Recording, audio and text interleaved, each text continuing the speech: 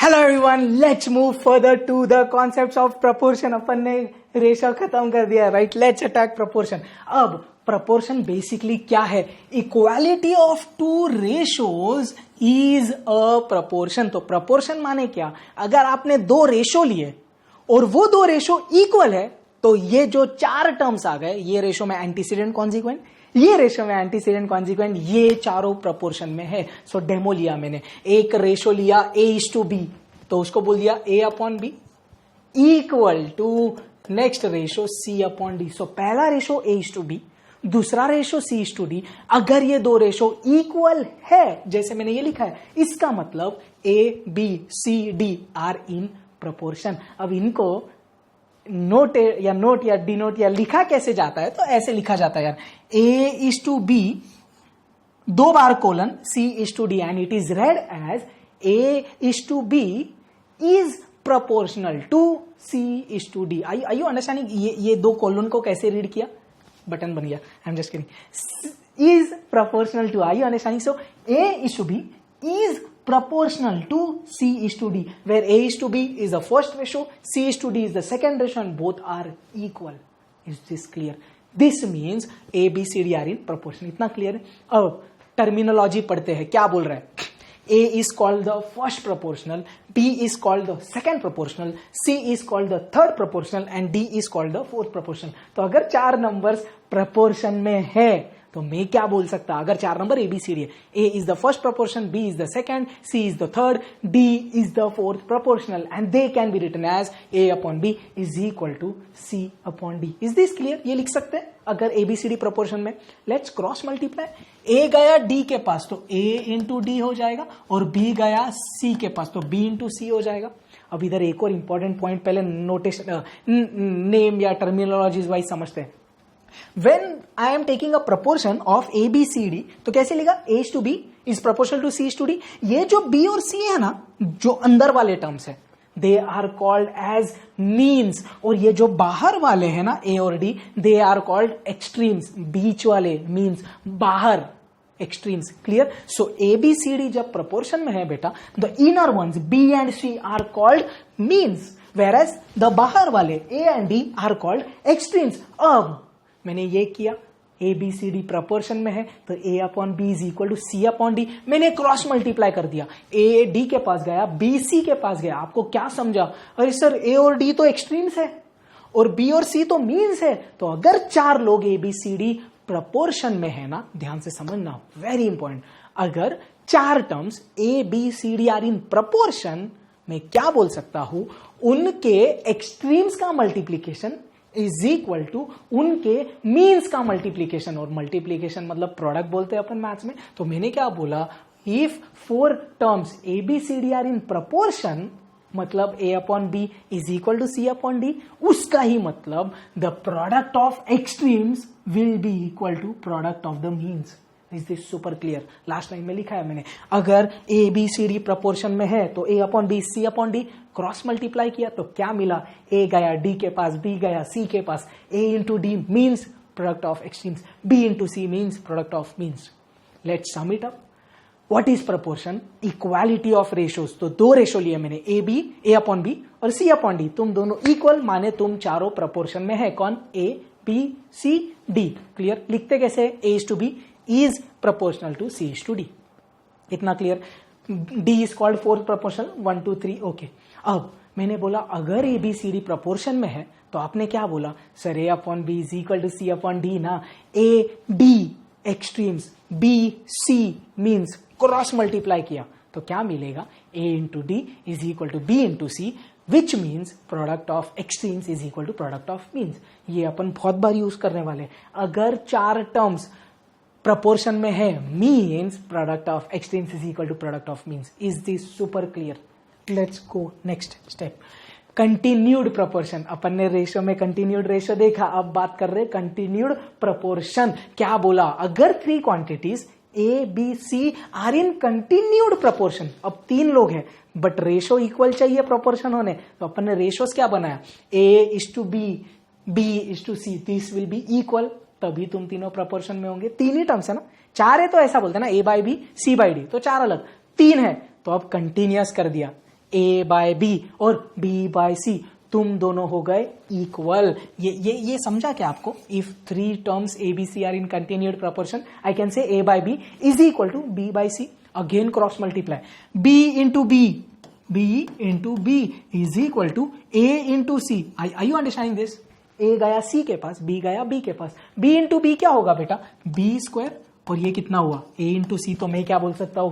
B square is equal to AC। Are you clear with this? तो अगर 3 terms A B C are in continued proportion, तो मैं direct important result क्या use कर सकता हूं? A B C, B का square is equal to A into C। इसको देख, मैं ऐसा बोलूंगा, अगर 3 नंबर्स कंटिन्यूड प्रोपोर्शन में है तो बीच वाले का स्क्वायर इज इक्वल टू आजू बाजू वाले का मल्टीप्लीकेशन। B के आजू A, बाजू में है C, सो B का square is equal to A into C। बीच का स्क्वायर इज इक्वल टू आजू बाजू वाले का multiplication when A B C are in continued proportion. Let's take square root, तो B का स्क्वायर रूट B और रूट ऑफ AC हो जाएगा। तो अपन 2 चीजें बोल सकते हैं, अगर A B C continued proportion में है तो B square is equal to AC, और after taking square root B is equal to square root of AC।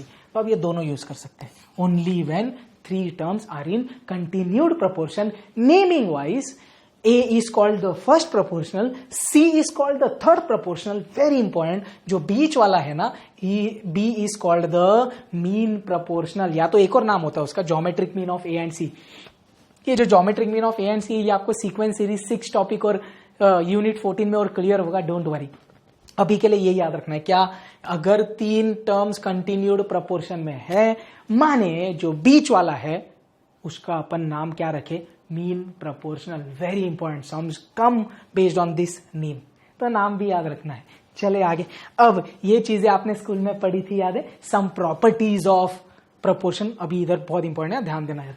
इनवर्टेंडो, if ये प्रोपोर्शन में ABCD, A upon B is equal to C upon D, then invertendo क्या बोलता है? अगर A upon B is equal to C upon D में आपने इनवर्टेंडो किया, invert, तो उल्टा हो जाएगा, A by B, B by A, C by D, D by C। So this will transform into this। So A by B equal to C by D में अगर आपने किया इनवर्टेंडो तो क्या बनता? B by A equal to D by C। Next alternendo, alternate, alter कर दे, alter इधर उधर, तो क्या हुआ? A by B is equal to C by D। इसमें अगर ऑल्टरनेंडो किया तो हो क्या रहा है? सिर्फ C B के जगह और B C के जगह जा रहा, A और D में कोई बदलाव नहीं, समझा? नेक्स्ट कंपोनेंडो क्या बोलता है? If A upon B is equal to C upon D, और इसमें आपने किया कंपोनेंडो, तो क्या बनेगा? Numerator plus denominator upon denominator is equal to the same thing happens on both the sides, C plus D upon D। Same way में componendo के बाद अपन ने किया डिविडेंडो। कंपोनेंडो माने ऐड कर, डिविडेंडो माने सब्ट्रैक्ट कर। क्या बोलेगा? A minus B upon B is C minus D upon D. चलिए बहुत बढ़िया। एक फाइनली अगर अपन ने इसमें क्या कर दिया, कंपोनेंडो डिविडेंडो दोनों, तो ऐड भी होगा सब्ट्रैक्ट भी होगा। कैसे होगा? A में A प्लस बी न्यूमरेटर में, A माइनस बी डिनोमिनेटर में, C प्लस डी न्यूमरेटर में, C माइनस डी डिनोमिनेटर में। ये आपको बाय हार्ट करना है यार, बाय हार्ट करना है। नेक्स्ट 2 और ज्यादा इंपॉर्टेंट यार, बहुत बहुत इंपॉर्टेंट। नेक्स्ट 2 है एडेंडो एंड सब्ट्राहेंडो। इधर कुछ चीजें यूनिक है, अपन ध्यान देंगे। पहले क्या बोला? अगर A upon B is equal to C upon D, ये प्रोपोर्शन में है, then after you do addendo in this, तो हो क्या रहा है? ईच रेशो जो ओरिजिनल थे upon B is equal to C upon D, this is equal to sum of the numerators upon sum of the denominators। तो इधर एक इंपॉर्टेंट चीज क्या है? आपको न्यूमरेटर्स को ऐड करना है और डिनोमिनेटर्स को ऐड करना है, and that will be equal to original ratio. तो जो ओरिजिनल रेशो थे ना अपने, A upon B equal to C upon D, those are equal to addition of numerators upon addition of denominators. ये मैं ऐसा क्यों बोल रहा? दोज, क्योंकि देख ये जो 5 अपन ने पढ़े इधर, इसमें तो ये ट्रांसफॉर्म हो जाते थे। क्या इधर अपन ने लिखा it is equal to A upon B equal to C upon D? नहीं, ऐसा नहीं लिख सकते। ये सिर्फ एडेंडो सब्ट्रैंडो में हो रहा है। क्या हो रहा है? जो ओरिजिनल रेशोज है, those are equal to numerator का एडिशन अपॉन डिनोमिनेटर का addition. Same with subtrahendo, A upon B is equal to C upon D, then after subtrahendo the original ratios are equal to numerator का subtraction upon denominator का subtraction. इसके लिए note लिखा है, only addendo and subtrahendo are equal to the original ratios. Addendo equal to original ratios, subtrahendo equal to original ratios. Is this clear? अब देखिए एक important point, इधर तो मैंने 2 रेशो लिखे हैं, समझो ABCDEFGH ऐसे 4 रेशोज है। मेरे को बोला इसमें मेरे को करना है एडेंडो, तो all the original ratios will be equal to sum of the numerators. तो मतलब A plus C plus E plus G upon B plus D plus F plus H, ऐसा मैं बोल सकता हूं। Yes, sum of all the numerators upon sum of all the denominators, ऐसा मैं बोल सकता हूं। या तो इसको मैं कैसे बोल सकता हूं पता है क्या? ऐसा कंपलसरी नहीं है that you have to add all the numerators, you can add 2 or 3 also depending upon the question what it is asking us to simplify। तो अपन इसको बोल सकते हैं A plus C upon B plus D। मैंने क्या किया, 2 ही numerators add किया, अगर 2 ऐड किए तो उनके 2 डिनोमिनेटर भी ऐड करने पड़ेंगे, that will be equal to the original ratio. आपने बोला सम में 3 की जरूरत है तो आपने 3 किया, A plus C plus G upon B plus D plus H, तो ऐसे 3 कर दिए। कोई भी कुछ भी ऐड करके रख सकते हैं आप, बट जो न्यूमरेटर ऐड कर रहे हैं उनके ही डिनोमिनेटर भी ऐड करने पड़ेंगे। तो क्या ये जरूरी है कि सब ऐड करना है?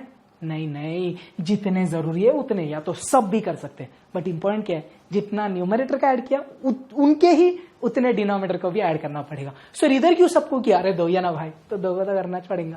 आई होप इट इज क्लियर।